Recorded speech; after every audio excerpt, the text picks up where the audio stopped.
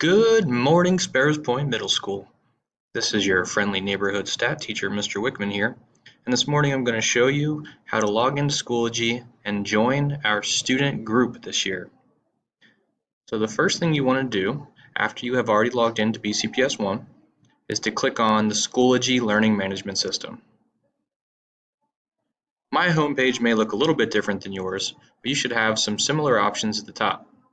One of them is going to say Groups. Go ahead and click on Groups. And then move over to the right side of the screen over here. Just below your name, click My Groups.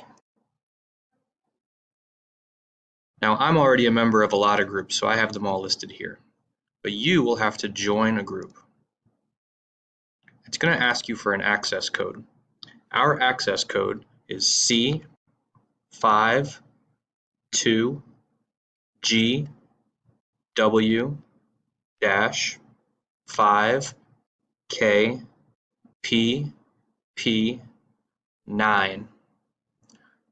When you click Join, you will now be an official member of the Sparrows Point Middle School student group for the 2018-2019 school year. Congratulations!